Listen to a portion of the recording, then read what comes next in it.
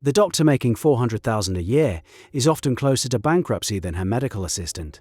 Most people think that's an exaggeration. It's a mathematical reality. This debate has no easy answer because both sides are rooted in something deeply human, the desire for reward, and the desire for freedom. The clash between them defines the financial lives of millions. Where do you stand?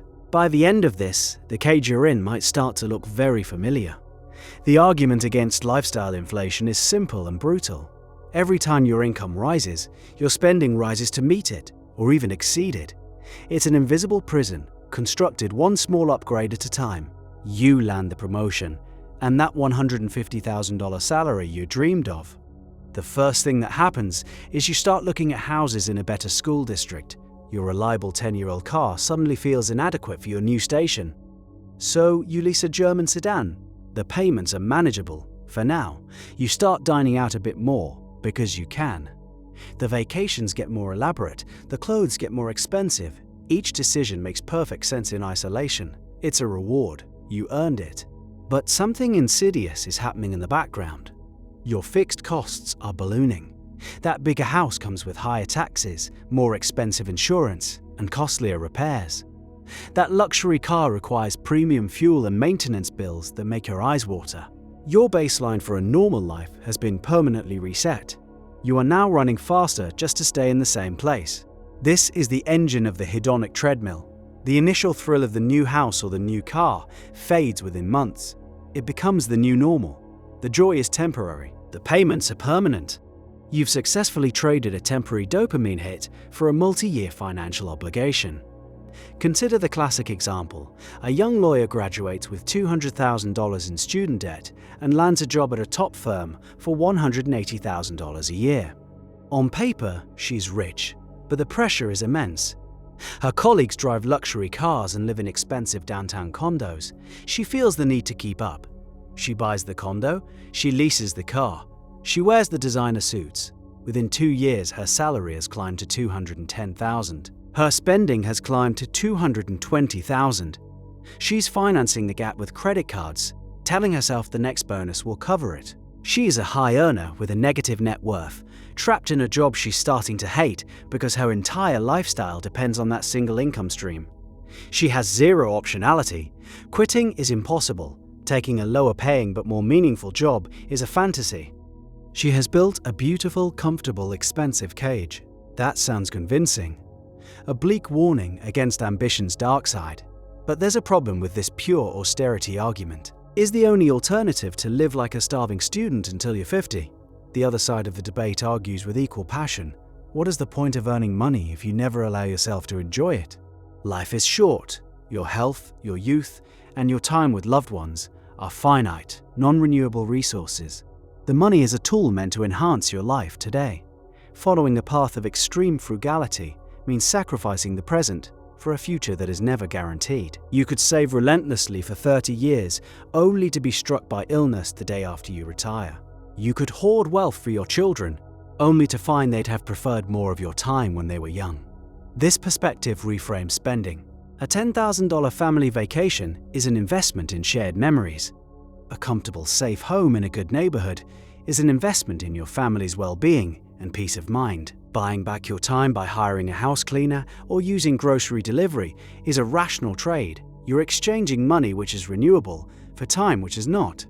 Most people get this wrong. They see it as an expense. The smart spender sees it as buying back their life, 1 hour at a time. The real trap is spending your best years miserable and deprived, all in service of a spreadsheet. Imagine a software engineer working brutal 60-hour weeks to ship a new product. Her bonus is significant.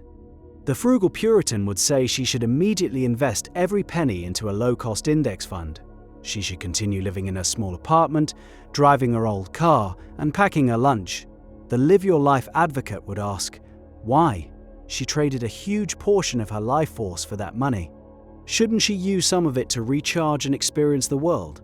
To take her partner on that trip to Japan they've always talked about? To buy the high-end computer that makes her work from home more efficient and enjoyable? To fix the leaky roof that causes her low-grade stress every time it rains? This logic feels right. It feels human. Why work so hard just to watch a number go up on a screen?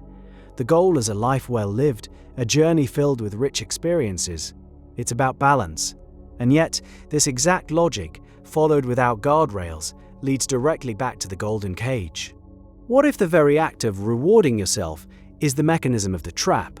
The truth, as usual, is more complicated than either side admits. The core of the problem is a failure to distinguish between intentional, life-enhancing spending and automatic, unconscious lifestyle creep. A conscious decision to spend $20,000 on a sabbatical to learn a new skill is one thing. The slow, unthinking inflation of your daily, weekly, and monthly habits is another. The $5 latte, the $80 dinner, the subscription boxes you forget to cancel, they seem trivial, but they are termites eating the foundation of your financial house. This is the difference between buying an experience and just upgrading your defaults. One creates a memory, the other just creates a higher baseline of consumption. Furthermore, we rarely make these decisions in a vacuum. We are social creatures, wired for comparison.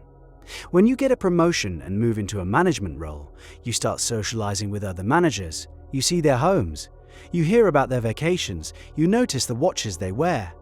This is the Diderot Effect in action. Acquiring a new possession that deviates from your current set of belongings can trigger a spiral of consumption that upgrades everything else. You buy a new expensive sofa, suddenly your old coffee table looks cheap, so you replace it. Then the rug looks worn. Then the curtains. Before you know it, you've redecorated the entire room to match the status of that one sofa. Your lifestyle is a cohesive whole. Upgrading one piece creates a pressure to upgrade the rest. This is why a salary increase often feels like it disappears into thin air. A 10% raise is consumed by a 5% lifestyle upgrade and a 5% increase in social pressure to spend. You're making more, but you feel just as constrained. In fact, you might feel more anxiety. The person making $50K a year with $10,000 in savings has a cushion. The person making $200,000 with $200,000 in lifestyle costs and zero savings is one bad month away from total disaster. The stakes are higher. The fall is much, much further. The stress is immense. Security is the gap between your ego and your income. As your income grows, your ego often grows with it, demanding more status, more recognition, and more expensive toys to signal your success. The gap remains stubbornly at zero. The solutions seem simple. Be mindful, track your spending, make conscious choices. But that advice ignores the sheer force of habit and social normalization. When everyone in your circle considers a week in Tuscany a normal summer vacation, your 2-day trip to a local lake feels like deprivation. You are fighting against the current of your entire social world. That requires a level of conscious effort that few people can sustain forever. It's exhausting. It's much easier to just go with the flow. The flow, however, always leads downstream to the land of monthly payments. The real cost of lifestyle inflation is measured in a currency far more valuable than dollars. It's measured in years of your life. Every dollar you spend on an inflated lifestyle is a dollar you cannot use to buy your own freedom. Let's make this concrete. Financial independence is often calculated using the 4% rule. You need to save 25 times your annual expenses to live off your investments indefinitely.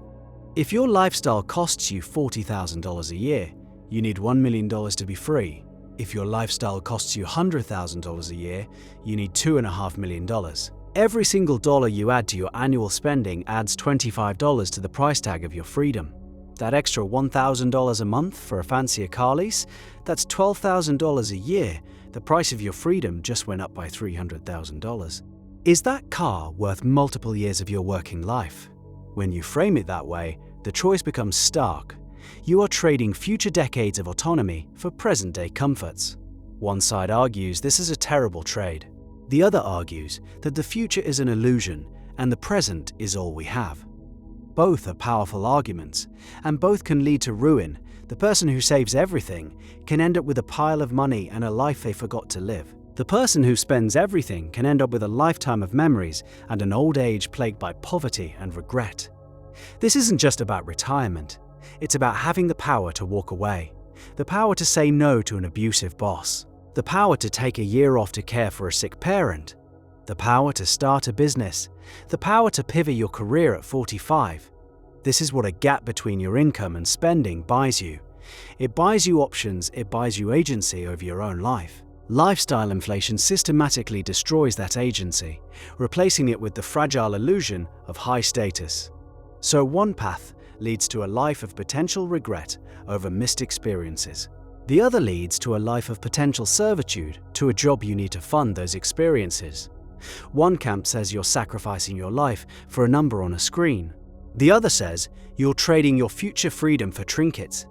The line between living a good life and building a golden cage is almost impossible to see. It's 1,000 tiny, seemingly rational decisions that accumulate into a reality you never consciously chose.